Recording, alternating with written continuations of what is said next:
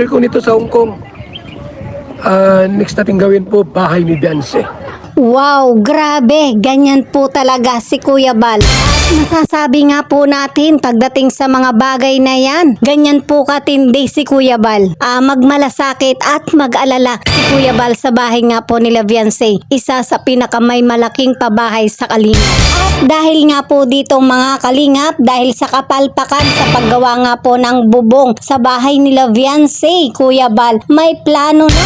Wow, grabe, sa video ito mga Kalingap ay aalamin po natin ang kabuuang plano ni Kuya Bal para nga po sa pagpapagawa sa bahay nila Beyonce. At syempre, mga butihing sponsor, handang tumulong. Ayan, sa araw na ito ay aalamin po natin yan sa panibagong topic, sa panibagong talakayan. Pero bago yan mga Kalingap, good morning and good evening po sa inyong lahat. Mega love shoutout po sa buong Kalingap, sa mga solid EDC, sa atin pong mga OFW. Ayan, kung bago pa lang po kayo dito sa ating munting channel, huwag niyo pong kalimutang mag-subscribe, mag-like and share na rin po. Ayan, thank you so much. At syempre, hindi rin po natin nakakalimutan ang ama at nag-iisang founder ng Kalingap. Mega love shoutout po, Kuya Bal Santos Matubang. At ang kanyang matulungin at gwapong anak, Kalingap Rob, katuwang sa pagtulong sa mga pagbibigay ng pabahay, scholarship at financial assistance. Ayan. So, tuloy-tuloy na po tayo mga Kalingap. Pag-usapan na po natin ang atin pong topic. Ayan, kapalpakan sa paggawa ng bubong sa bahay nila Beyonce. Kuya Bal, may plano na. At dahil dito mga Kalingap, mga butihing sponsor, handang tumulong. Wow, grabe, di ba? Ito nga po mga Kalingap ay patungkol sa bahay nila Beyonce, kung saan nga po yung bubong ng kanilang bahay ay nasira. At ito nga po ay may butas na nagiging dahilan nga po kung bakit tumutulo yung kwarto ni Beyonce. At hindi lamang po yan, maging yung ilang kalakhan ng kanilang bahay, yung kwarto ng kanyang mga kapatid ay talagang may mga tulo rin po. Ito nga po mga Kalingap, yung epekto na kapag ka umuulan, yung tubig ulan ay dire-diretso nga po sa butas ng bubong na pumapasok nga po sa loob ng kabahayan ng bahay nila Beyonce. At ang isa pa nga pong epekto nito, hindi po matulugan yung kwarto ni Beyonce. Ayan, grabe, talaga namang nakakainis yung palpak na gumawa sa bubong ng bahay nila Beyonce. Hindi nga po natin maiiwasang isipin na napakalaki, napakaganda, pero pagdating nga po sa bubong ng bahay nila Beyonce, palpak naman po yung pagkakagawa, di ba? Kung tutuusin nga po mga Kalingap, yung kabuuang damage, talaga naman pong malaki ring halaga yung nasayang, di ba? Pero ganun pa man, hindi na po tayo dapat na mag-alala pa kasi nga may good news. Ito nga po ay issue na nung hindi pa man po nakakapunta ng Hong Kong sila Kuya Bal. Pero ang kagandahan nga po nito, kahit nga po nakarating na sa Hong Kong itong si Kuya Bal, ang Team Kalingap, talagang hindi po ito nalilimutan ni Kuya Bal yung issue patungkol nga po sa bubong ng bahay nila Beyonce. Talagang gumawa nga po ng paraan si Kuya Bal na makaipon doon sa Hong Kong para sa pagpapagawa nga po sa bubong ng bahay nila Beyonce. Ayan, grabe po talaga itong si Kuya Bal. Kahit nga po nasa Hong Kong na yung panahon niya na para mag-relax, mamasyal, ito pa nga po yung iniisip niya, yung masolusyonan yung problema nga po sa bahay nila Beyonce. Nakakatuwa naman, di ba, pagdating kay Kuya Bal, kahit senior na nga po, talagang napakabilis kumilos, napakabilis umaksyon. At dito nga po nakikita natin dun sa kanyang live,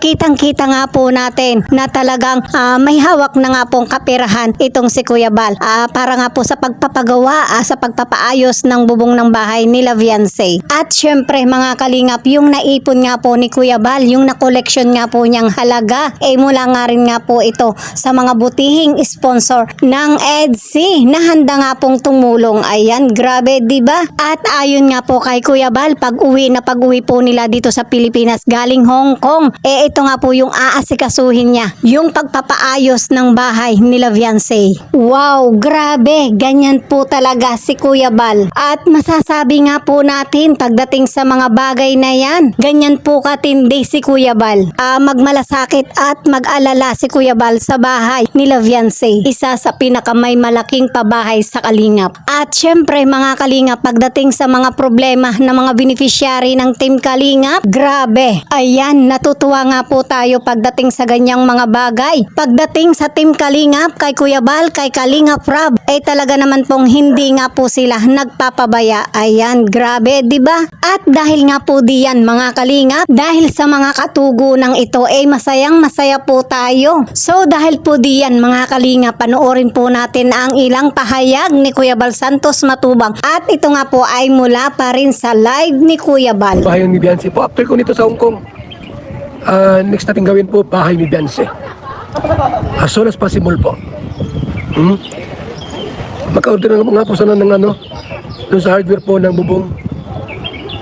Ang haba ay 33. Gusto ko makapal, ayoko ng manipis na bubong. Ayoko ng manipis na yero. Gusto ko yung pinakamakapal.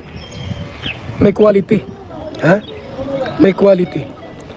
Kung mayroon mag-ambag, may mag-share po. Kung may mag-share po sa bahay ni Beyonce, maraming salamat. Ano po? Ha? Salamat po kung may mag-share po sa bahay ni Beyonce. Thank you po. Mayroon na kuya, sinabi na ni Kuya July, 40,000 po. Ayan. So, yung bubong po, pagka umabot ng 60, di ko alam. Pati bakal, di ko alam kung magkano abutin. At mag-order tayo. Ano po, para mas mapabilis yung bubong. Unahin namin yung ibiyansin na bahay. Kasi baka masira eh. Yung kisame po, may puros yun na sira na. Alisin po namin yun. Tapos, araw-araw po i-monitor ko sa inyo para malaman niyo po yung paggawa. Noong bahay na yon, mga Kalingap. Yung karpintero ko matibay. Tibay. Yung papa ni Krista, magaling. Engineer July Panel, pag wala pa yung 40K sa kamay mo, huwag ka munang excited. Mahirap umasa eh. Ang hirap umasa pag wala pa sa kamot. Ganon yan. Ako, ito ng pera ko. Hawak ko ng pera ko. Oh, saan tayo? Tara. Wait lang. Ano to bodyguard ni Kuya. Ito po, may naipon ako itong pera, oh. Iso, oh. Malit pa lang ito. Malit pa lang yan, pero pararamihin ko yan. Tignan ko matukso kahapon. yung dala, piniso ko na. Kasi meron yung iPhone at binibintang mura lang. Ay, hindi ako matukso. Ubusan na itong pira ko. Pang bahay. Ginawa ko, piniso ko na.